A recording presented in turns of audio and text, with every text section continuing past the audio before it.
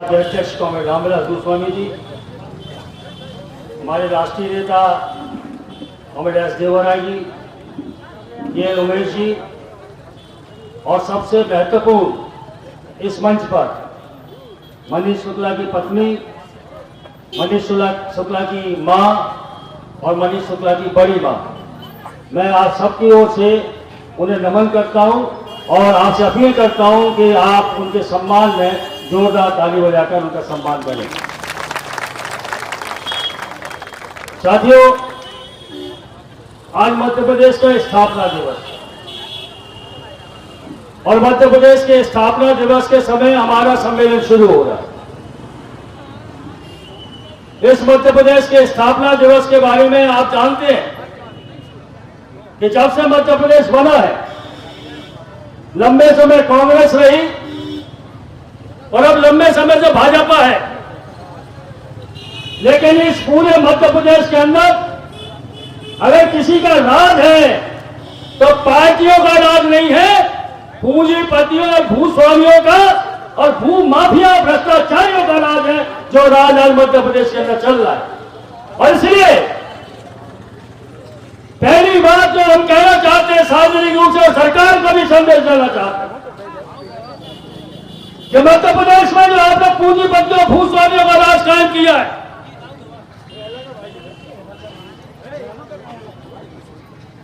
पूंजीपतियों भूस्वामियों का जो राज कायम किया है, सीआईटीयू अपने जन्म से लेकर इन पूंजीपतियों के खिलाफ कारखानों में मजदूरों का अधिकार के लिए न सिर्फ लड़ रही है, बल्कि हमें गर्व है कि मनीष शुक्ला जैसा साथी हमारे मजदूरों के लिए कुर्बानी देने तक के लिए भी हद तक चला गया है। तो मनीष शुक्ला का परिवार हमारे साथ है।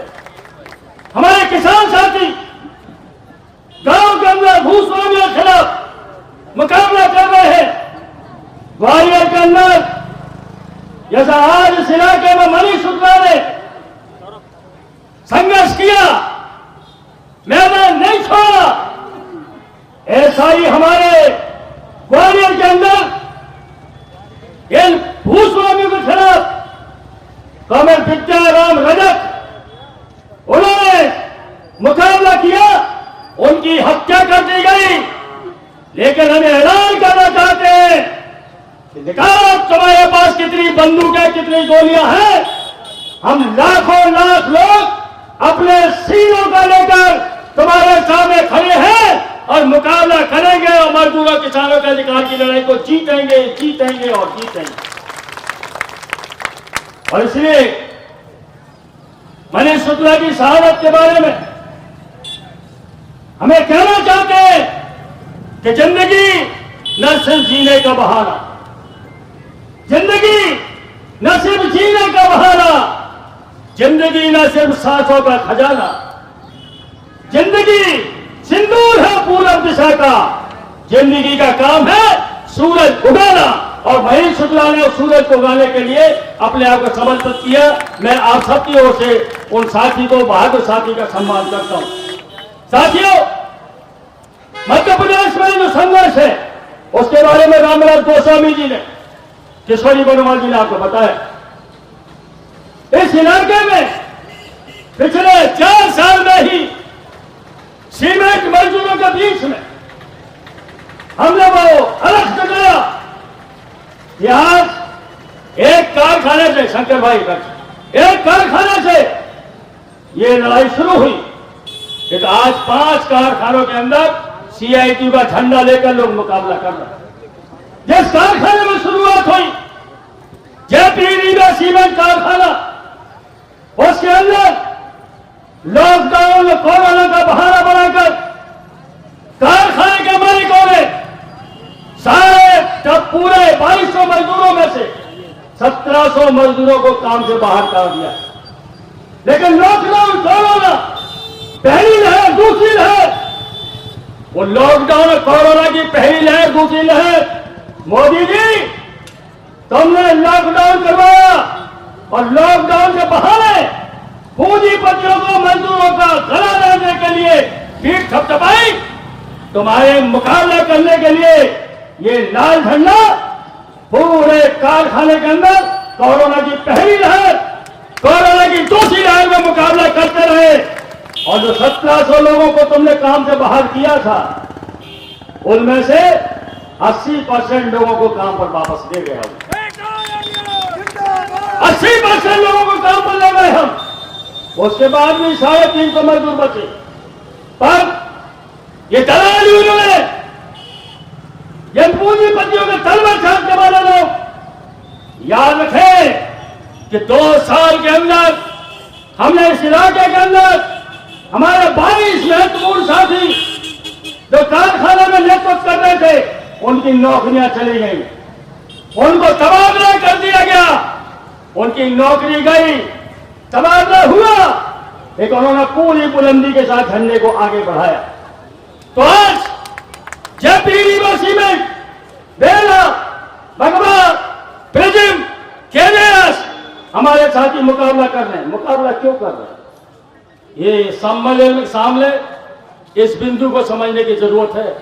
आज हो क्या है, सरकारी विभाग चाहे वो केंद्र के हो, राज्य के हो, परमानेंट मजदूरी नहीं, परमानेंट कर्मचारी की भर्ती बंद, संविदा, आउटसोर्सिंग। जिस कर्मचारी को कर्मचारी के रूप में काम करने में 35,000 तनख्वाह मिलेगी, उसको आज संविदा में काम कराकर आउटसोर्सिंग के नाम पर 12,000 और 12 घंटे का काम और कभी भी नौकरी से हटाने का सवाल। और कारखानों के अंदर ठेकेदारीकरण, यह जो केजेएस सीमेंट का कारखाना जहां मनीष शुक्ला अध्यक्ष था, वहां लड़ाई क्या थी? मैं जब गया उस कारखाने में मीटिंग करने, मुझे अपने कॉलेज के जमाने की याद आ गई। मजदूरों की मीटिंग थी, सब कॉलेज के लड़के की तरह थे। 22, 25, 26, 27, 28, 29, 30 इतनी उम्र के, और पूरे कारखाने के अंदर 800 मजदूर हैं, एक भी मजदूर परमानेंट नहीं। और इसलिए इन नौजवानों ने तय किया कि अगर हम लड़ेंगे नहीं तो हमारी जिंदगी बर्बाद हो जाएगी, और इसलिए उन्होंने संगठन बनाया, मुकाबला किया। आंगनबाड़ी के लोग कोरोना के पीरियड में आशा ऊषा रीवा में जबरदस्त संघर्ष किया। हमारी contingency level union, medical representative union जबरदस्त मुकाबला किया। और इसे साथियों, आज की जो रैली हुई, उस रैली ने दिखा दिया कि दमन के बाद भी सीटों का झंडा झुकेगा नहीं। हमारा नारा है, कितना दम है दमन में तेरे, देखा है और देख लिया। कितनी ऊंची जेल तुम्हारी, देख लिए और देखेंगे। और कितनी गोली पास तुम्हारे, देखिए और देखेंगे। और इसी बुलंदी के साथ हमें आगे बढ़ना था। हमें संगठन की ताकत के आधार पर पूरे मध्य प्रदेश के अंदर सीटों का अलग चल रहा है, लेकिन वो क्या कर रहे हैं? अभी मनीष की हत्या हुई, इस इलाके के अंदर जातिवाद का बहुत जहर है। जो मनीष की हत्या करने वाला कौन कौन शामिल था?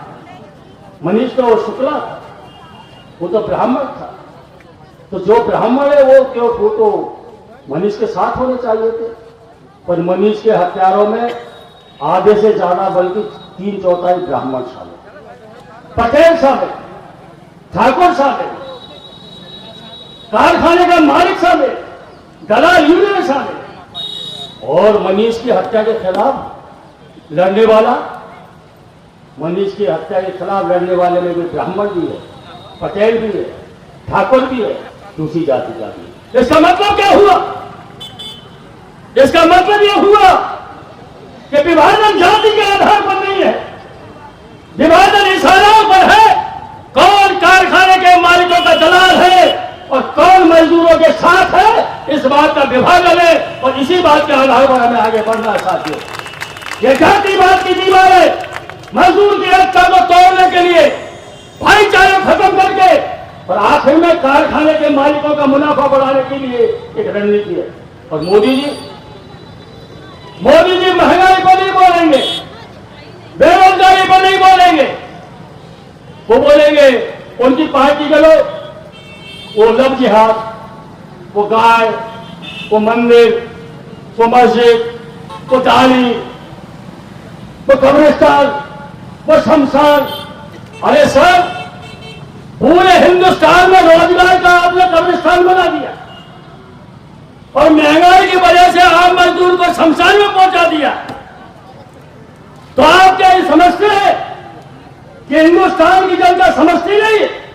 हमें कहना चाहते हैं तुम भाई से भाई को लड़ाकर पूंजीपतियों भूस्वामियों की चाकरी करोगे, हम मजदूरों और किसानों की एकता कायम करके, मेहनत कदों की एकता कायम करके तुम्हारे गठबंधन का मुकाबला करेंगे, तुम्हारी सत्ता को खाने में फेंक देंगे। और इसमें साथियों, चूंकि अभी सम्मेलन हमारा समय से शुरू होना और ये सम्मेलन के लिए रैली है, सम्मेलन के लिए आम सभा है, सम्मेलन की हमारे लिए महत्वपूर्ण सम्मेलन है, तो हमारे लिए 3 दिन सम्मेलन चलेगा। इसलिए और कभी किसी वक्त पर कोई सभा होगी, मैं पूरे विस्तार के साथ और बात करूंगा। लेकिन आज की सभा में मैं आपसे ये कहना चाहता हूं कि हमने संघर्ष किया। हमारा सीटू का नारा क्या है? एकता और संघर्ष। हमारे जो सीआईटी के संस्थापक थे उन्होंने नारा दिया एकता और संघर्ष, और एकता और संघर्ष के नारे के आधार पर हम आगे बढ़ रहे हैं। और इसी नारे में कि जरिए हम आगे बढ़ रहे हैं और आगे बढ़ेंगे। तो मेरा पहली निवेदन तो आपसे ये है कि एकता और संघर्ष के नारे पर जो हमारा अनुभव बताता है उसे मजबूती के साथ गन्ने को पकड़ कर रखे। मध्य प्रदेश के जिन हिस्सों में हम नहीं पहुंचे वहां पहुंचे। और दूसरी निवेदन मैं आपसे करना चाहता हूं कि 2023 का साल संघर्षों का साल होगा। क्यों उनको पता है कि वोट देने वाली चिड़िया तो ये बैठी है। अरे वोट देने वाली चिड़िया हम और आप उनके लिए इंसान नहीं है, वोट देने वाली चिड़िया है। तो वोट देने वाली चिड़िया को रिझाने के लिए इस वक्त को कुछ न कुछ काम करेगी। और ये जो महंगाई बढ़ रही है, भ्रष्टाचार बढ़ रहा है, उसकी रेट क्यों बढ़ रही है? पिछले सम्मेलन के समय हमने मध्य प्रदेश का 3 साल पहले सम्मेलन किया। उस सम्मेलन के समय मध्य प्रदेश में हिंदू मध्य प्रदेश के लोगों ने भाई बीजेपी को हरा के कांग्रेस की सरकार बनाई थी, कमलनाथ की सरकार बनाई थी। पर वो सम्मेलन के बाद वो कमलनाथ की सरकार चली गई और कमल की सरकार आ गई। तो अब इस बार कमल कैसे खुल गया? एक एक विधायक को 50-50 करोड़ रुपया, एक एक विधायक ने कहा इस्तीफा दो, दोबारा तुम्हें टिकट देंगे। ये सिद्धांत की बात नहीं है। जब नोटों से विधायक खरीदे जाएंगे, वोटों के आधार पर नहीं, नोटों के आधार पर सरकार बनेगी और सरकार बिगड़ेगी, तो याद रखिए नोट आपसे नहीं मिलेगा, नोट मिलेगा उद्योगपतियों से। तो ये सरकार उद्योगपतियों के पक्ष में खड़ी है। इसलिए हमें फैसला करना है कि जब आंगनबाड़ी हो, आशा भूषा हो, सीमेंट हो, दूसरे क्षेत्र के मजदूर हो, कोयला के मजदूर हो, मेडिकल हो, हमें इस सम्मेलन में हम लोग फैसला करने वाले हैं कि संघर्ष का कार्यक्रम बनाएंगे। और संघर्ष में किसानों को जोड़ेंगे, छात्रों को जोड़ेंगे, महिलाओं को जोड़ेंगे और सबका मिलाकर उनके गुंडों का, बदमाशों का, लुटेरों के गठबंधन के खिलाफ हम कमेरों का गठबंधन बनाएंगे। मजदूर, किसान, नौजवान, विद्यार्थी, महिला, ये इनका गठबंधन बनाएंगे। और गठबंधन से गठबंधन की टक्कर होगी तो याद रखिए कि हमारा पल्ला भारी था, संख्या के हिसाब से हमारा पल्ला भारी है और हमारा पल्ला भारी रहेगा। हम लड़ेंगे तो जीतेंगे जरूर। यही भरोसा करते हुए मैं अपनी बात समाप्त करता हूं। इनकलाब जिंदाबाद।